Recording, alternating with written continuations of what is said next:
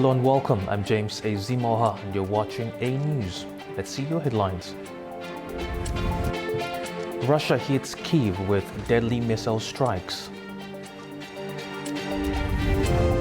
Spain repatriates thousands after Ceuta border crisis. And FIFA scraps controversial World Cup investment plan.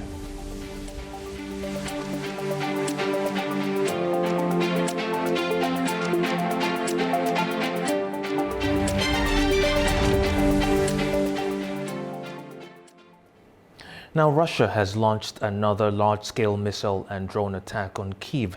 The latest strike comes as President Volodymyr Zelensky renews calls for more Western air defense support. At least 9 people were killed and more than 20 others injured after Russia launched a barrage of ballistic missiles and drones against Kyiv overnight. Emergency services say residential buildings were hit in several districts, with fires breaking out and dozens of people evacuated from damaged apartment blocks.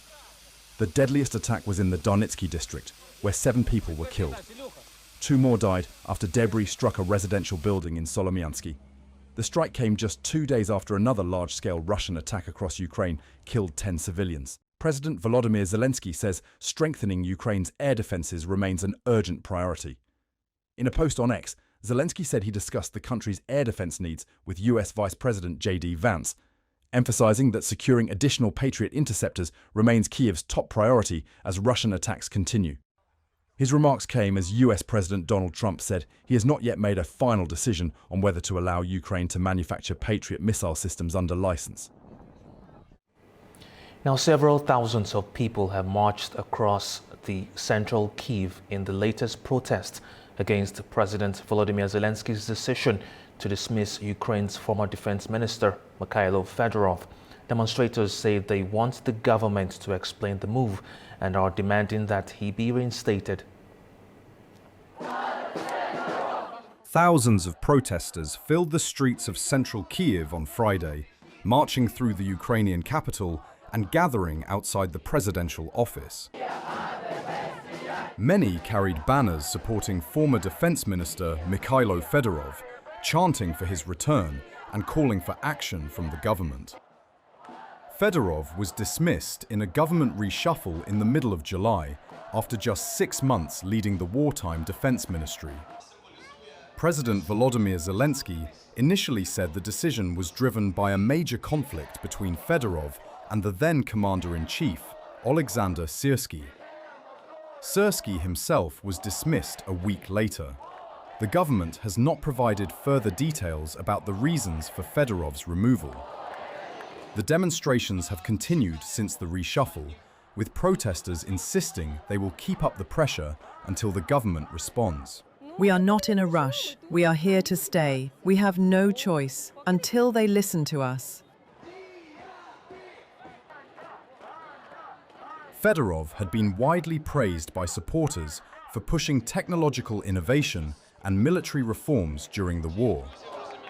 His dismissal came as Ukraine was reporting success in long-range strikes against Russia and gains on parts of the front line, prompting some Ukrainians to question whether reforms to the armed forces could continue without him.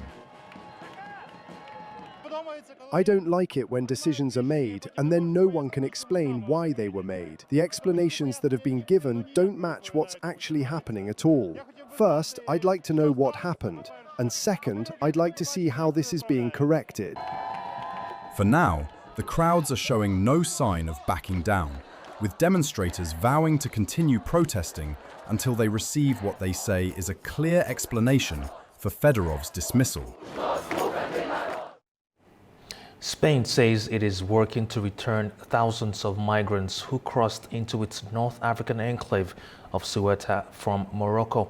Local officials warned that the situation remains unstable, while the government's handling of the crisis is coming under increasing political pressure. The flow of migrants into the Spanish enclave of Ceuta has slowed after a chaotic 2-day surge at the border with Morocco. Spanish authorities say around 50,000 people crossed into Ceuta by land and sea from Thursday.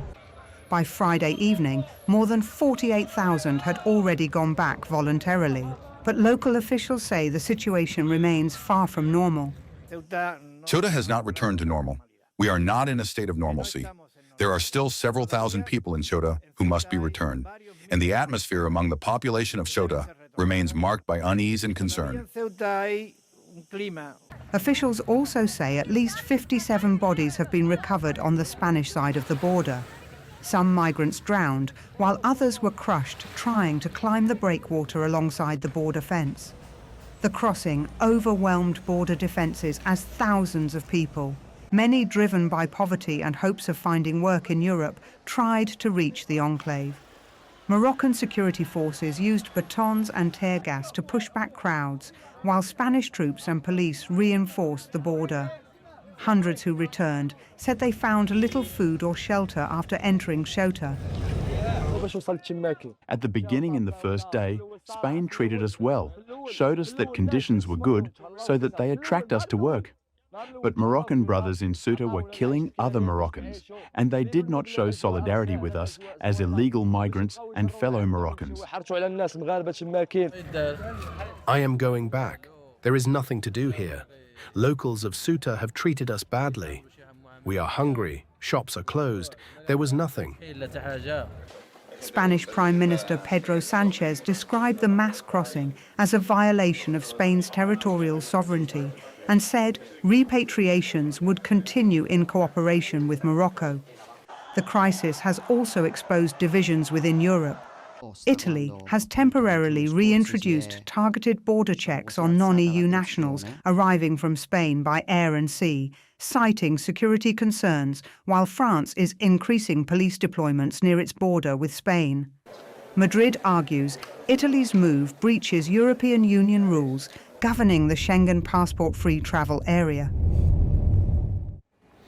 Now let's bring in Diogo Castro Silva, geopolitical analyst, joining us from Sao Paulo, Brazil. Good to have you, sir.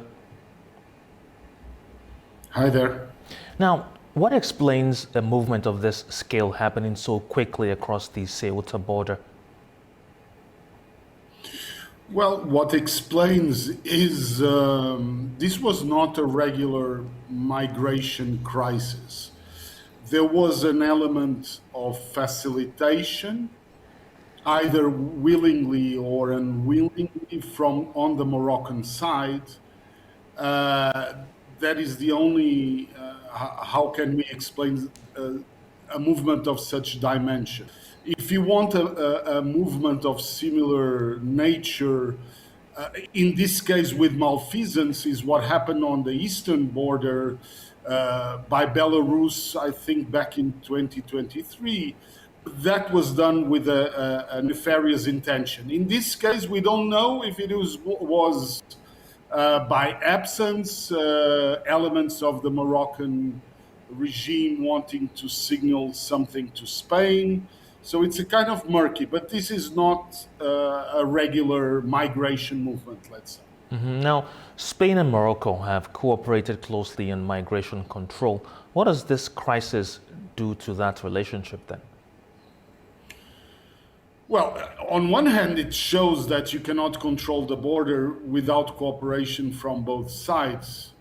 On the other hand, the Moroccan-Spanish relationship has always been fraught with issues related to their complex historical relationship, from the Rif War back in the 1920s of the last century to the Western Sahara, to the recent visit of Pedro Sanchez to Algeria. So these issues have been coming on the bilateral relationship. If they bear any weight in these recent events, this is something is not yet known, but it's possible. Now, Italy has temporarily suspended Schengen travel arrangements with Spain following the crisis. Could this put wider pressure on the Schengen system? Let me answer you in a different way. First of all, the Italy decision is purely driven by internal politics. because Spain, after initially being overwhelmed by the movement, has in fact enforced border security. And it's important to note that Ceuta is not part of the Schengen free movement zone, meaning people leaving Ceuta, even EU nationals, are again border checked in continental Spain. So this was not, let's say, a violation of Schengen. And this is a movement, not only Italy, but Denmark and other member states showed a lot of indignation with Spain. But that was purely driven by politics. What Schengen has a bigger issue and an underlying issue is that Schengen is a federal policy. And immigration policies are national and driven by national politics, which are increasingly toxic around this issue.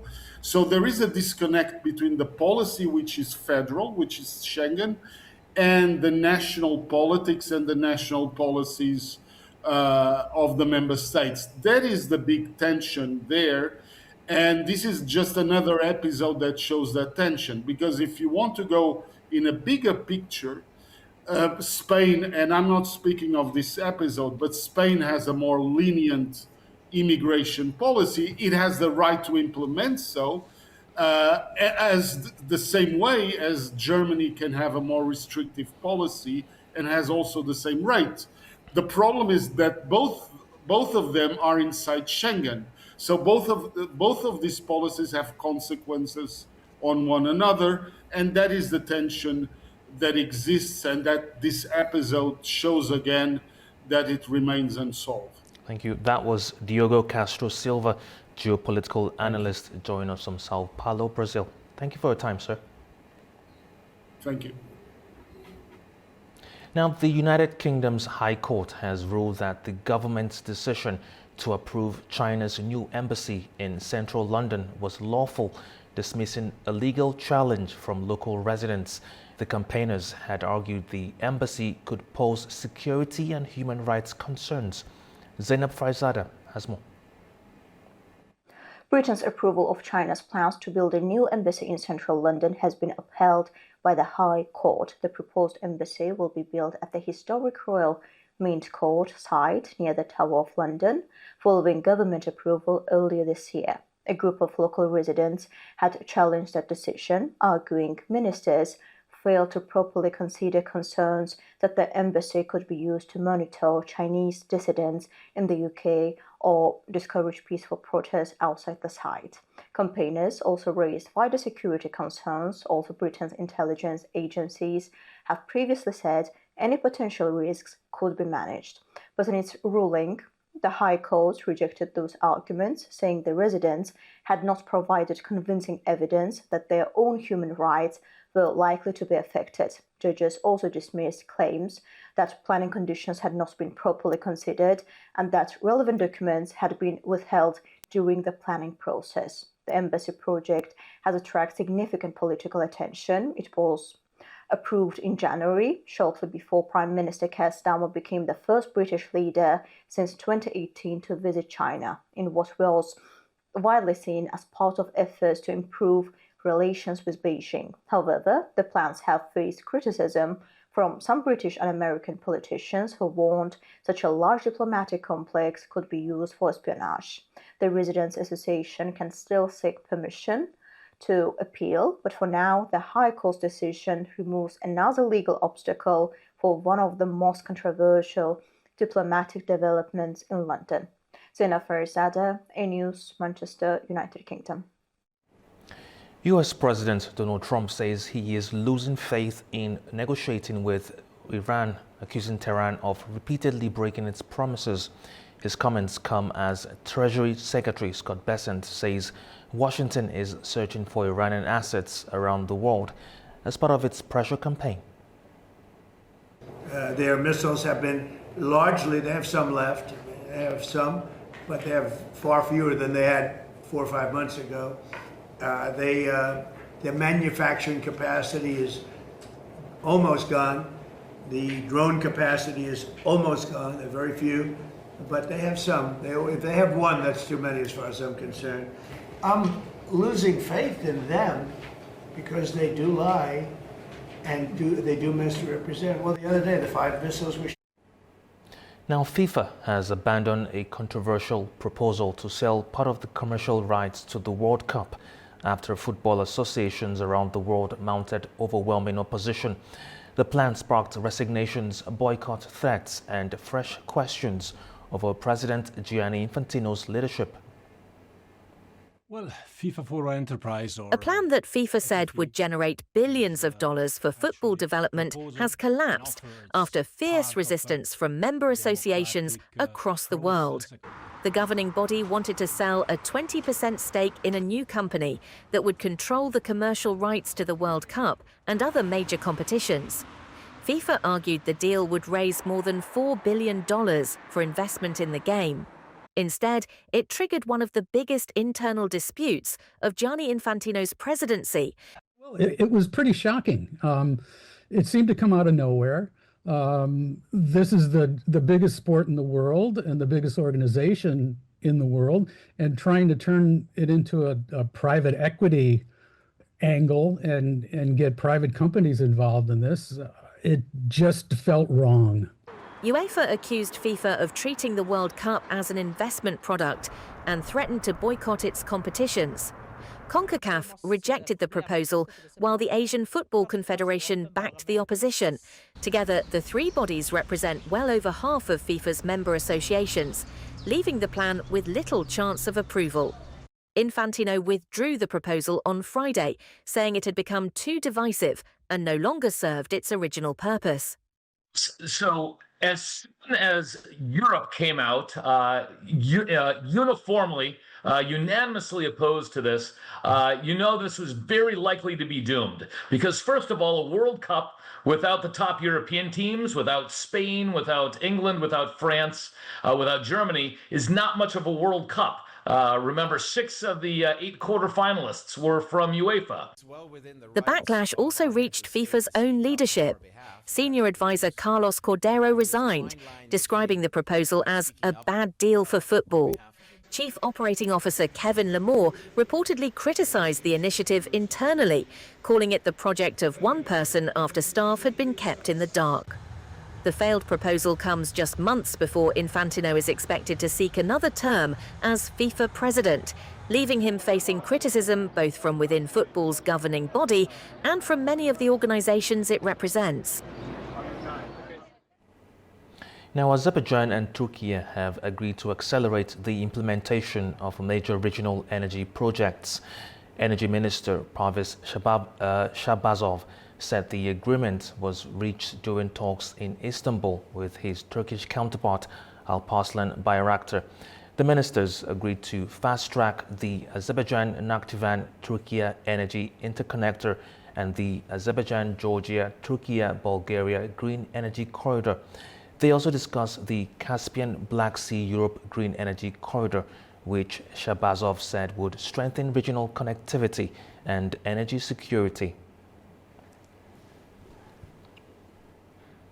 Meanwhile, Russia has extended its ban on fuel exports until the end of next January as Moscow seeks to stabilize domestic supplies.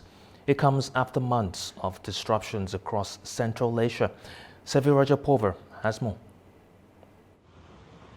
Russia has extended its temporary ban on exports of gasoline and diesel, marine fuel and gas oil until 31st January 2027.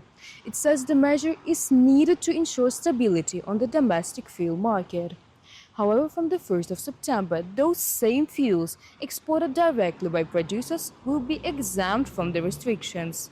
Supplies that fall under intergovernmental agreements, including deliveries to Uzbekistan, will also be exempt. The impact is already being felt across Central Asia. In Kyrgyzstan, around 95% of fuel imports come from Russia. Supply disruptions have contributed to higher fuel prices and shortages of some grades of gasoline and diesel. Bishkek has responded by introducing an indefinite ban on exports of oil and petroleum products to safeguard domestic supplies. At the same time, it has reached an agreement with Moscow for deliveries of 100,000 tons of fuel every month until the end of the year, with logistics and prices to be yet discussed. Tajikistan is also looking to reduce supply risks. During talks in Astana this week, President Emomali Rahmon and Kassym-Jomart Tokayev agreed to work towards increasing exports of Kazakh petroleum products to the Tajik market. Meanwhile, Kazakhstan is negotiating with Russia to process Russian crude oil at Kazakh refineries. Part of the refined oil will go back to Russia and the rest sold domestically. Astana says the arrangement would help keep its refineries operating at full capacity while ensuring stable fuel supplies at home. The talks, as repeated drone attacks have also disrupted operations at the Caspian Pipeline Consortium terminal on Russia's Black Sea coast. It is the main export route for around 80% of Kazakhstan oil exports and shows how the war in Ukraine is reshaping regional energy flows more and more. Sivir Rajab reporting from Tashkent, Uzbekistan, A News. Now, a state visit is often measured by official meetings and signed agreements, but some visits reveal a much bigger story.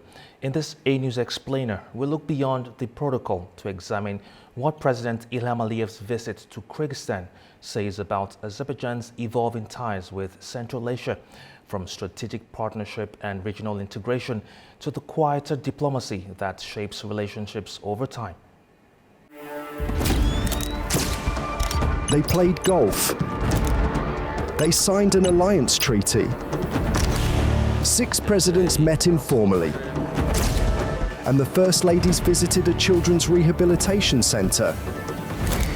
1 trip, 4 stories, 1 message. President Ilham Aliyev's state visit to Kyrgyzstan was not one event. It unfolded on 3 levels: a bilateral alliance, a wider regional format, and a human dimension beyond the negotiating table.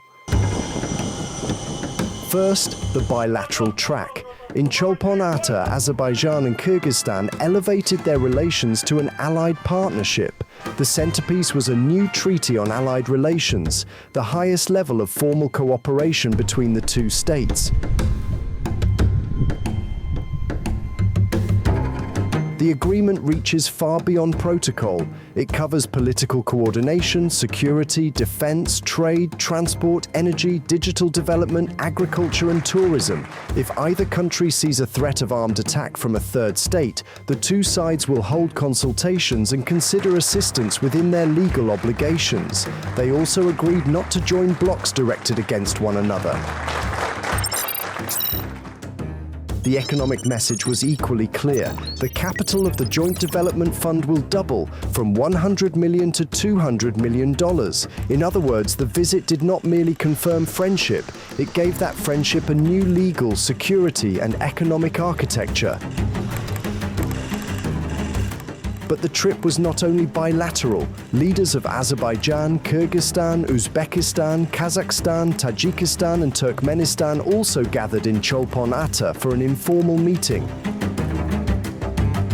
For President Aliyev, this was his first participation in the consultative format as a full member rather than an invited guest. The symbolism matters. Azerbaijan increasingly presents itself not as a neighbor watching Central Asia from across the Caspian, but as part of the same political, transport and economic space. This is why transport, logistics and access to global markets remained central to the wider regional conversation. And then came the Gulf. A day earlier, the presidents of Azerbaijan, Kyrgyzstan, Uzbekistan and Tajikistan opened the Issyk-Kul Golf Club together. It was tourism, it was ceremony, but it was also informal diplomacy. Time spent together away from speeches and negotiating tables. Formal summits produce documents. Informal moments often build the trust needed to sign them. First Lady Mehriban Aliyeva joined Kyrgyzstan's First Lady Igor Japarova and Uzbekistan's First Lady Ziroatkon Mirziyoyeva at the Altan Balaluk Health and Rehabilitation Center. The centre has operated since 2022. It has 136 rooms and 800 beds. Each summer it receives between 8,000 and 8,500 children from Kyrgyzstan and neighbouring countries. During the rest of the year it supports children with disabilities through rehabilitation programmes. This part of the visit carried no treaty and no geopolitical declaration. Its message was quieter. Cooperation is also measured by what reaches families, children and communities. So, what happened in Kyrgyzstan? An alliance treaty reshaped bilateral ties. An informal summit drew Azerbaijan further into Central Asia's regional architecture. Gulf offered space for personal diplomacy, and Altan Balalık gave the visit a human face. All right, that's all we have for now. Thank you for watching. Stay tuned to A News.